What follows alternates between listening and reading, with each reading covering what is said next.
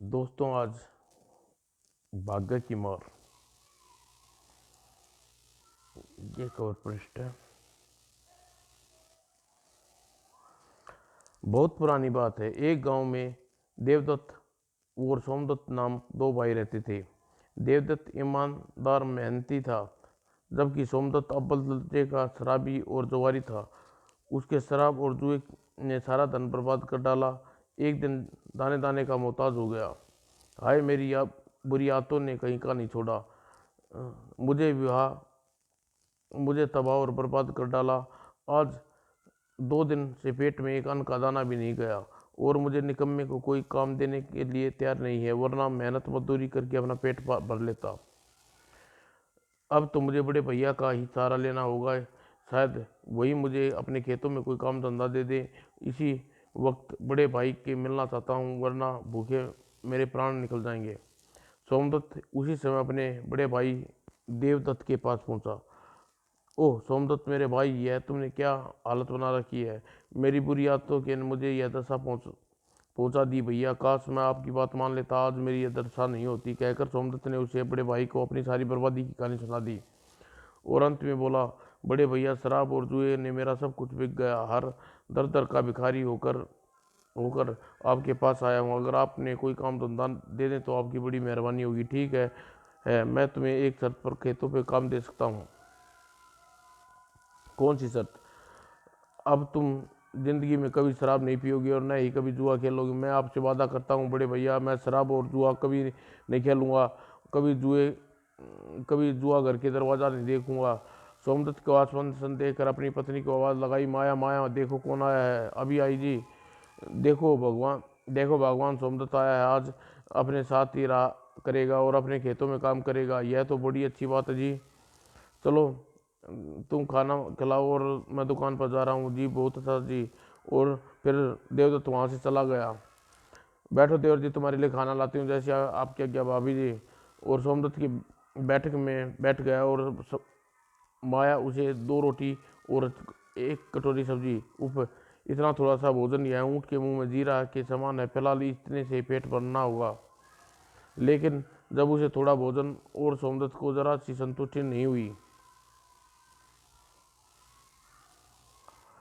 2 रोटियां और थोड़ी सब्जी और दे दो भाभी, बस अब और नहीं मिलेगा। एक वक्त 2 रोटी और एक कटोरी सब्जी से ज़्यादा खाना तुम्हें नहीं मिलेगा। सुनो, यह बात तुम अपने भैया को नहीं बताओगे, और न ही कभी उनके सामने भोजन करोगे। बस बस भाभी, इससे आगे कुछ कहने की जरूरत नहीं है, मैं समझ गया। ठीक है, जाओ अब अपने भैया के खेतों में जाकर काम करो, जैसी आपकी आज्ञा भाभी। और उस दिन के बाद सोमदत्त अपने भैया के खेतों में काम करने कुछ कुछ दिन बीतने पर, ऊप, मुझे इतनी मेहनत करनी पड़ती है फिर भी पेट पर खाना नहीं मिलता। और इस तरह सोमदत्त अपने बड़े भैया के काम करते हुए 1 वर्ष बीत गया। आखिर इस तरह जिंदगी की गाड़ी कब तक चलेगी? मुझे कहीं और ठोर ठिकाना देखना होगा। एक दिन संध्या के समय, जाओ लाओ अपना कटोरा, मुझे दो, तुम्हें सब्जी डाल दूँ। अपना वह कटोरा मैं खेतों में ही भूल आया। सब्जी दूसरे कटोरे में डाल दो। मैं दूसरे कटोरे में सब्जी नहीं डालूंगी, क्योंकि यहाँ सभी कट, के कटोरे हैं, वह कटोरे से बड़े हैं, अतः वही कटोरा लेकर आओ। मैं अब रात को खेतों में कहाँ जाऊँगा भाभी, सब्जी कम ही डाल दो। नहीं, ऐसा नहीं हो सकता, वही कटोरा लेकर आओ, वरना तुम्हें सब्जी नहीं मिलेगी। ठीक है भाभी, मुझे तब तो मुझे वही कटोरा लाना होगा। और सोमदत्त कटोरा लाने के लिए खेतों की तरफ चल पड़ा। ऐसी जिंदगी बेकार है, मर जाना बेहतर है। लेकिन यह कम वक्त मौत भी मुझे नहीं आती। लेकिन जैसे ही अपने भाई के खेतों में मैं कदम रखा, कौन है वो भाई?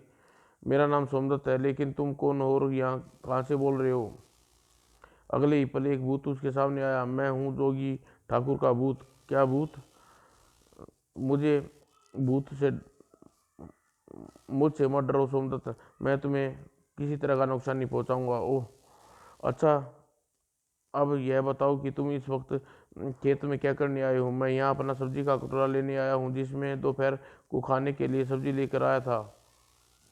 फिर उसने जोगी ठाकुर के भूत को सारी आप बीती पर कह डाली। सब कुछ सुनकर, सुनो सोमदत्त, अगर तुम पर एक काम करो तो तुम्हारी सारी दरिद्रता दूर हो जाएगी। कहिए, हर काम करने के लिए तैयार हूँ। तुम्हारी बुरी आदतों के कारण तुम्हारा भाग्य रूठ गया है। इस वक्त सुल्तानपुर गांव में सूरज किसान के खेत में रहता है। किसी तरह उसे मना कर अपने साथ ले आओ, वो तुम्हारे सारे दुख दूर हो जाएंगे। ठीक है, मैं सुबह होते ही सुल्तानपुर की ओर रवाना हो जाऊंगा। सोमदत्त अपने खेतों में अपना कटोरा उठाया और अपने भाग्य अपने भैया के घर की ओर चल पड़ा। और एक आंख उसे ख्याल आया, क्यों न भैया के घर पर जाने की बजाय इसी समय सुल्तानपुर रवाना हो जाऊं। भाग्य को जितनी जल्दी मना लूंगा उतना ही मेरे हक में अच्छा होगा। ऐसा सोच पास सोमदत्त पास ही पड़ा एक डंडा उठा लिया और उसी समय सुल्तानपुर की ओर चल पड़ा। अगले दिन भोर की किरण के साथ वह किशनपुर गांव जा पहुंचा। ऊपर इतनी जोरों से प्यास लगी है, पहले प्यास बुझाऊं फिर आगे बढ़ूंगा। और एक घर का द्वार खटखटाते हुए, कहो भाई क्या बात है, मुझे प्यास लगी है, क्या पानी मिलेगा अवश्य। और उसने घर की स्वामी ने उसे पानी पिलाया और पूछा, कहाँ जा रहे हो भाई? सुल्तानपुर। क्या तुम वहाँ के रहने वाले हो? नहीं भाई, मैं वहाँ अपने भाग्य को मना कर लाने जा रहा हूँ। और उसने ग्रामीण को सारी बात बताई। यह जानकर, अरे भाई, अब अपने भाग्य को मनाने जा रहे हो, क्या मेरा एक काम कर सकते हो? कहो, मैं तुम्हारे किसी काम आ सका तो मुझे खुशी होगी। पहले ये पिछले साल हमारे गांव के पत्थरों की वर्षा हो रही है। भाग्य से पूछना हमारे गांव में पत्थर क्यों गिर रहे हैं। ठीक है भाई, लौटते समय तुम्हें पत्थरों गिरने का कारण भी बताऊंगा। और फिर वह सोमदत्त सुल्तानपुर की ओर चल पड़ा। और काफी देर लगातार चलने के पश्चात अचानक एक आवाज उसके कानों में पड़ी, ये पार्थिव, जरा रुको, मुझे भी यह बताओ तुम कहाँ जा रहे हो? मैं अपने भाग्य को मनाने सुल्तानपुर जा रहा हूँ। लेकिन तुम कौन हो और भाई, मुझे दिखाई क्यों नहीं दे रहे? मैं बरगद का पेड़ का पत्ता नहीं मैं बरगद का पेड़ हूँ। पता नहीं क्यों दिन प्रतिदिन सूखता जा रहा हूँ। क्या तुम मेरे एक काम कर सकते हो पार्थिव? क्या तुम अपने भाग्य से पूछ कर मुझे यह बता सकते हो कि मैं दिन प्रतिदिन सूखता क्यों जा रहा हूँ? अवश्य पूछ कर अवश्य अवश्य पूछ कर बताऊंगा। अच्छा, मैं चलता हूँ। और सोमदत्त फिर अपनी मंजिल की ओर बढ़ने लगा। काफी देर दूर चलने पर घास के मैदान में एक सुंदर घोड़ी घास चरती दिखाई दी। वाह, कितनी सुंदर घोड़ी, खूबसूरत है। तभी घोड़ी की इन्हें नाचती उसके करीब आ पहुंची।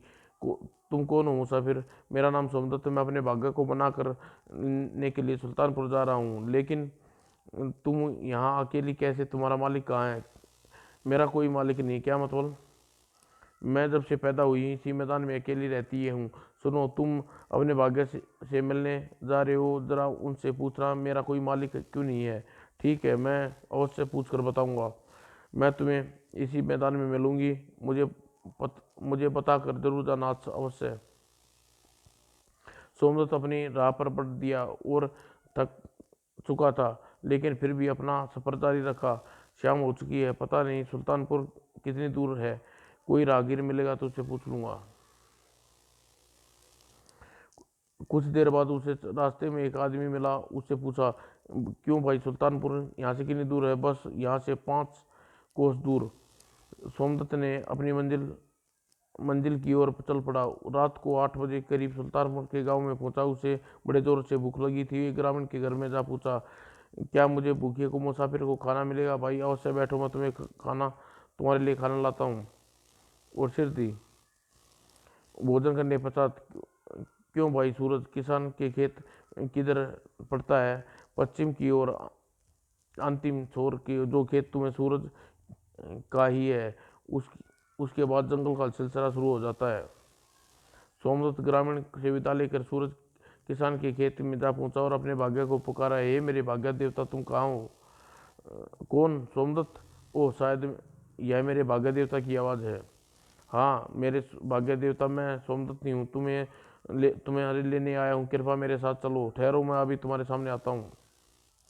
और कुछ देर बाद सोमदत्त के भाग्य देवता उसके सामने प्रकट हुआ। प्रणाम भाग्य देवता, जीते रहो। आप मुझे छोड़कर यहाँ क्यों चले आए भाग्य विधाता? तुम्हारी बुरी आदतों के तंग आकर मैंने तुम्हें छोड़ा था, लेकिन अब मेरे साथ चलिए, मैंने आपको यहाँ लेने आया हूँ भाग्य देवता। मैंने अभी सभी बुरी आदतों को छोड़ दिया। कैसा? हाँ भाग्य देवता, अगर तुमने बुरी आदतों को छोड़ दिया, तुम्हारे साथ अवश्य रहूँगा। तब आप इसी सब वक्त मेरे साथ चलिए। नहीं, मैं इस वक्त तुम्हारे साथ नहीं संभव नहीं है हो सकता। मैं 2 दिन के अंदर अंदर तुम्हारे पास अवश्य आ जाऊंगा। क्या आप सच कह रहे हैं भाग्य देवता? हाँ मैं। अब तुम लौट जाओ।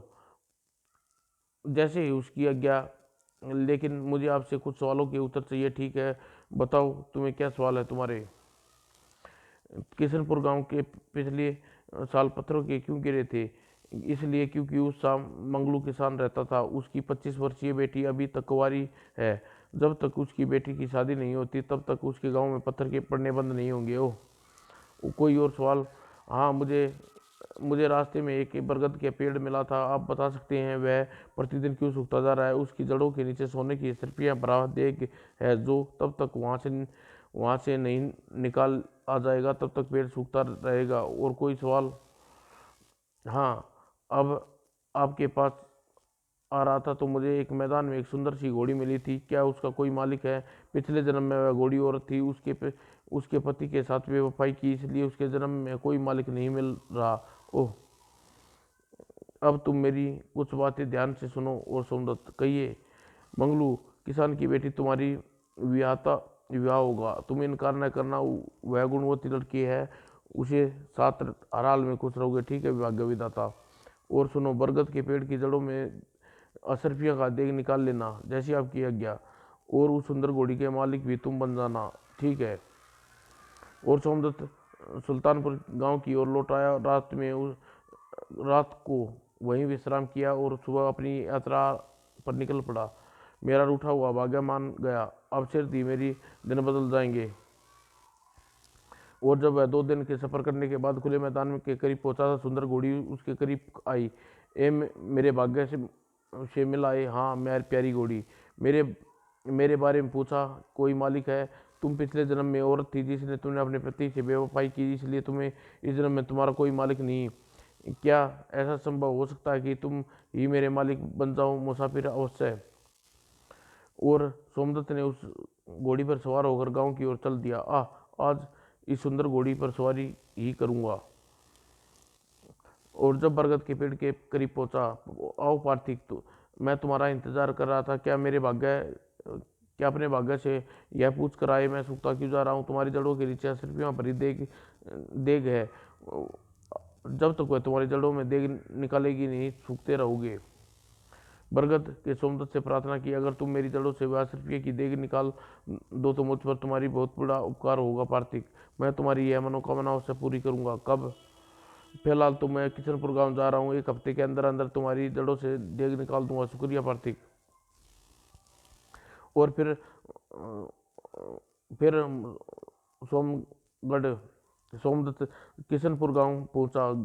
ग्रामीण से भेंट की, उसने पानी पिलाया। क्या तुम अपने भाग्य विधाता से अपने साथ ले आए? नहीं भाई, भाग्य देव ने मुझसे वादा किया कि 2 दिन के अंदर अंदर वह मेरे पास पहुंच जाएंगे। क्या तुमने उससे यह पूछा हमारे गांव में पत्थर क्यों गिर रहे हैं? हाँ, लेकिन पहले यह बताओ कि क्या इस गांव में मंगलू नाम की कोई किसान रहता है? हाँ, उसके यहाँ 25 वर्ष की कोई बेटी है, अभी तक कुंवारी है। जब तक उसकी शादी नहीं हो सकती गांव में पत्थर गिरते बंद नहीं होंगे। ओह, सिर दी यह बात जंगल की आग की तरह पूरे गांव में फैल गई और गांव में आसपास बात करने लगे। हमें सिर दी मंगलू मंगलू से विवाह कर देना चाहिए। ठीक कहते हो भाई, जल्दी से उसकी बेटी का विवाह करना चाहिए। अगर वह सिर दी उसकी बेटी का विवाह न किया तो गांव में मुसीबत टूट कर गिर सकती है। हाँ भाइयों, हम इस मंगलू के पास चलते हैं। और फिर और उसी वक्त गांव वाले मंगलू के घर पहुंच गए और सारी बात सुनकर मंगलू बोला, भाइयों मेरी यह इच्छा है कि मैं सिर दी अपनी बेटी का विवाह कर दूं, लेकिन उसके योग्य कोई अच्छा वर मिले तब न। सुनो मंगलू, तुम्हारी बेटी के लिए एक लड़का मेरी नज़रों में, उसका नाम सोमदत्त है और वो तो मेरे घर पर ठहरा हुआ है। वह मेरी बेटी से शादी करने के लिए तैयार है। यह बात का पता उससे पूछ कर चल सकता है। शुभ कार्य में विलम्ब कैसा, चलो अभी सोमदत्त से मिलते हैं, चलो। और फिर वे सभी सोमदत्त के पास पहुंचे और मंगलू से सोमदत्त पसंद आ गया। वाह, मुझे मेरी बेटी के लिए इससे अच्छा वर नहीं मिल सकता। सोमदत्त को अपनी बेटी की से शादी करने के लिए राजी करना होगा। क्या तुम मंगलू सुंदर कन्या से विवाह करने को तैयार हो? आप लोगों की आज्ञा होगी तो मैं अवश्य करूंगा, चाहे वह सुंदर हो या सुंदर। और अगले दिन सोमदत्त ने मंगलू की बेटी से विवाह कर लिया। और कुछ दिन पश्चात जब सोमदत्त ने मंगलू के विदा होकर इजाजत दी मांगी तो मंगलू बोला, इस दुनिया में मेरी कोई मे, इस दुनिया में मेरा तुम्हें और शारदा को छोड़कर कोई नहीं है बेटी। मैं चाहता हूँ तुम मेरे घर पर दामाद बनकर रहो। ठीक है पिताजी, यदि आपकी यही इच्छा तो मुझे कोई इतराज नहीं। और अगले दिन, मैं किसी काम से बाहर जा रहा हूँ शारदा, तुम मुझे लौटने में रात हो जाएगी था, तुम चिंता न करना। ठीक है स्वामी। और सोमदत्त अपनी सुंदर घोड़ी पर सवार होकर बरगद के पेड़ के नीचे पहुंचा। ओ प्रतीक, तुम्हारे आने का इंतजार कर रहा था। मुझे विश्वास था तुम आज मेरी जड़ों से 10 रुपया भरी देग निकाल कर मुझे सुकून की प्रतिक्रिया से मुक्त करोगे। ठीक कहते हो। आज ही अभिप्राय से अभिप्राय से आया हूँ। और अगले ही पल सोमदत्त ने कुदाल से बरगद के पेड़ को जड़ खोदने लगा। और कुछ समय पश्चात सोमदत्त ने कुदाल देग से टकराई। ओह, शुक्र है ज़्यादा मेहनत नहीं करनी पड़ी।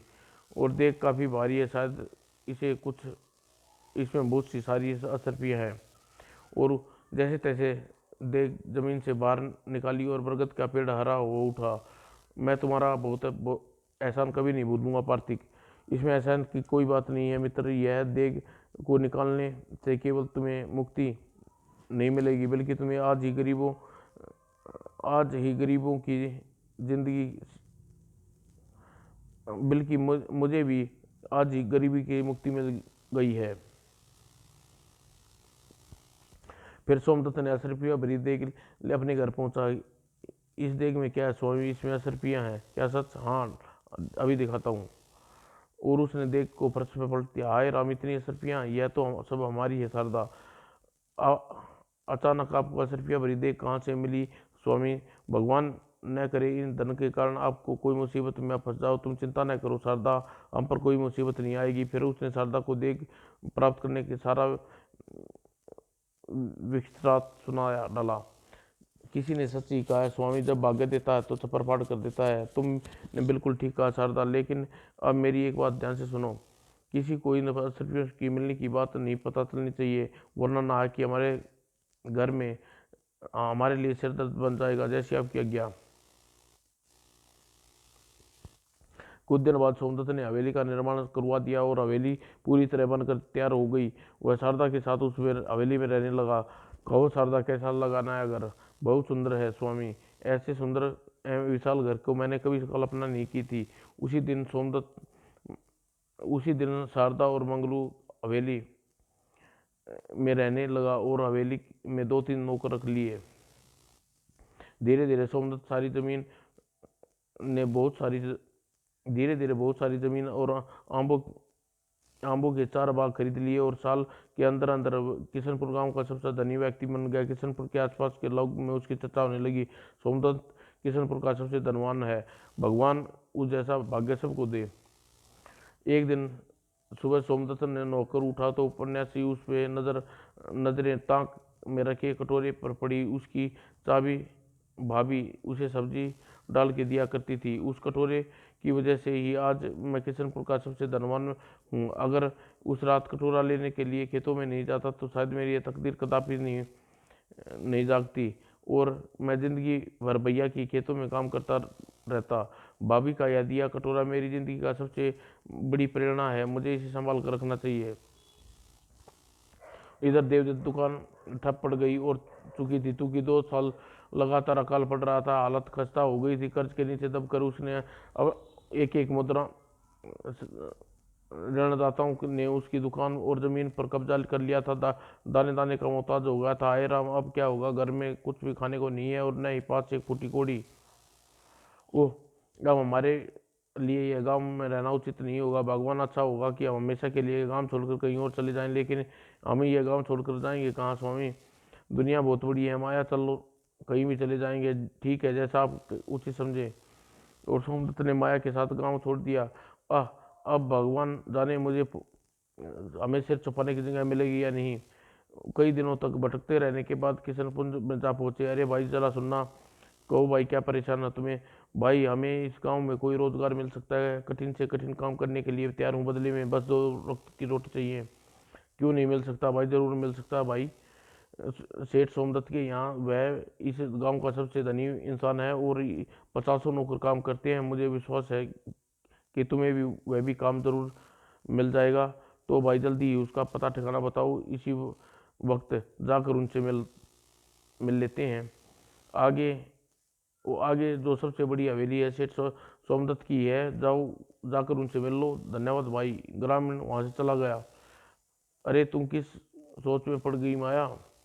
मैं सोच रही थी जी, सेठ सोमदत्त तुम्हारा छोटा भाई ही तो नहीं है। यह नामुमकिन है, मेरा छोटा भाई सोमदत्त बहुत गरीब है। भला इस गांव का सबसे धनी इंसान कैसे हो सकता है। यह धनी सोमदत्त कोई और ही होगा।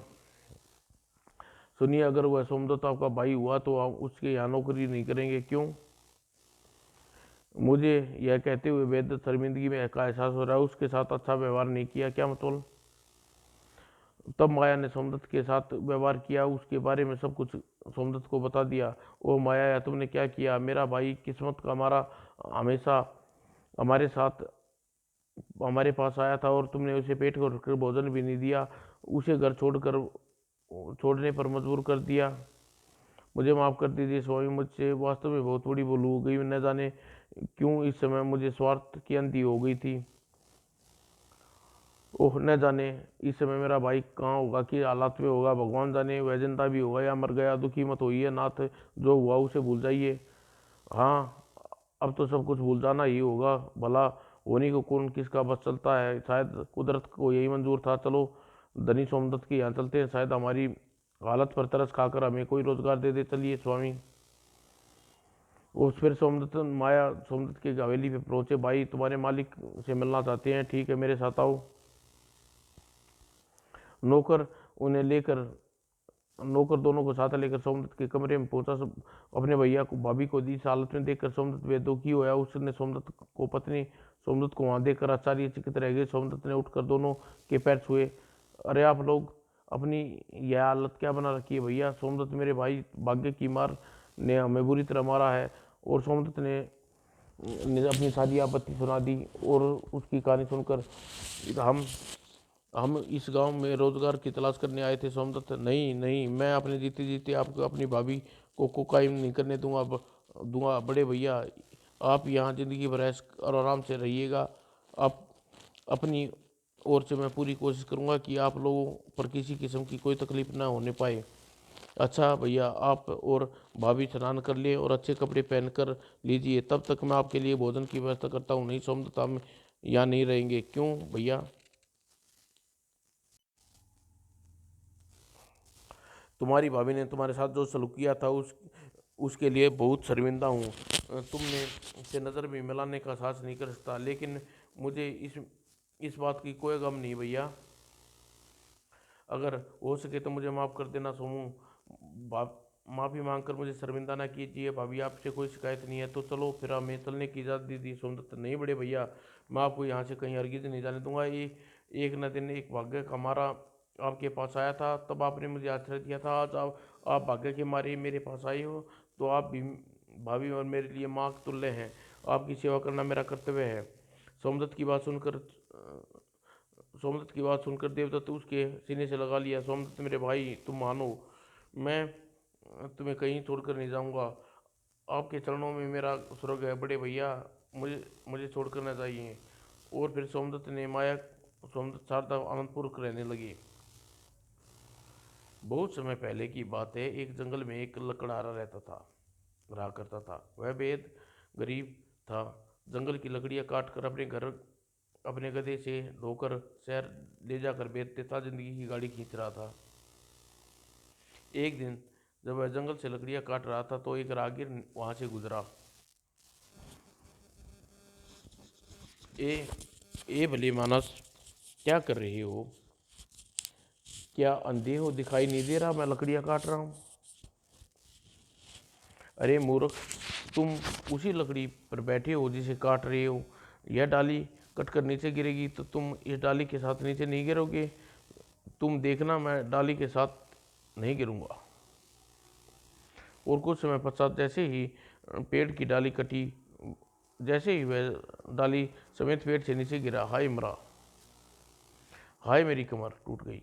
शुक्र है कि तुम मरे नहीं मूर्ख। सच सच कहना, वास्तव में जिंदा हूँ। अगर तुम जिंदा न होते तो इस प्रकार मुझसे बातें न कर रहे होते। और राहगीर अपने रास्ते पर चल दिया। वह मूर्ख लड़का सोचने लगा, आज मैं वैद्य जी से मिलूंगा, उनसे पूछूंगा कि जब आदमी मर जाता है तो उसे क्या बीतती है। फिर वह गधे पर लकड़ियां लाद कर शहर पहुंचा और शहर में लकड़ियां बेची। उसने अपने गधे के साथ लेकर वैद्य जी के दवा खाने पर पहुंचा। राम राम वैद्य जी। राम राम, आओ भाई भले आदमी। मैं आपके पास एक सवाल पूछने आया हूँ वैद्य जी। जब आदमी मर जाता तो उसका क्या बीतती है? ओह, मेरे ख्याल से यह दुनिया का सबसे बड़ा मूर्ख इंसान है जो मुझे इसे बेवकूफ़ बनाकर आराम से पैसे ऐंठ सकता हूँ। क्या आपके पास ऐसा कोई सवाल का जवाब है वैद्य जी? मैं तुम्हारे सवाल का जवाब अवश्य दूंगा, लेकिन 1 रुपया फीस लगेगी। मेरे पास 1 रुपया तो नहीं है वैद्य जी, सिर्फ यह अठन्नी है। कोई बात नहीं, फिलहाल अठन्नी ही दे दो, एक अठन्नी बाद में दे देना। मैं मैं आपके लिए अजनबी हूँ वैद्य जी, फिर मेरी एक अठन्नी का उधार लोगे? अवश्य, क्योंकि तुम मुझे ईमानदार आदमी लगते हो। लकड़हारे खुश होकर अठन्नी वैद्य जी को सुपुर्द कर दी। अठन्नी लेकर वैद्य जी ने लकड़हारे से कहा, जब आदमी मर जाता तो उसका शरीर ठंडा पड़ जाता है। ओह, और लकड़हारे वहां से चला गया। एक बार वह सुबह सर्दी में सुबह लकड़हारा जब गधे पर सवार होकर लकड़ियां काटने जंगल जा रहा था और उसे महसूस हुआ होगा शरीर ठंडा पड़ गया है, परंतु अपना शरीर छू कर देखा, हाय मेरा शरीर तो बर्फ के समान ठंडा पड़ गया रहा है। वैद्य जी ने कहने के मुताबिक तुम मरने वाला हूँ। और सर्दी से उसका अधिक ठंडा पड़ गया तो वह गधे से नीचे गिर पड़ा। राम राम, हाय राम, मर गया। अब मेरे गधे का क्या होगा? यह देखकर उसका गधा जोर जोर से रेंगने लगा, ढेचू ढेचू, मेरी मौत पर मातम न मनाओ दोस्त, घर लौट जाओ, मैं मर रहा हूँ। और उसी वक्त भेड़िए ने उसके गधे पर आक्रमण कर दिया। माफ़ करना मेरे दोस्त, मैं तुम्हें जरूर बचाता, लेकिन मैं मर चुका हूँ, तुम्हारी मदद नहीं कर सकता। सिर दी भेड़िए सिर दी भेड़िए ने गधे को पछाड़ दिया और उसको मांस नोचने लगा। यह देख कर लकड़हारा जोर जोर से चलाने लगा, अरे मैं मर चुका हूँ, कोई मेरे गधे को बचाओ, वरना यह धूर्त भेड़िया मेरे गधे को मार कर खा जाएगा। और लकड़ा जमीन पर पड़ा चीखता रहा और गधा भेड़िया गधे को मारकर खा गया। समाप्त दोस्तों।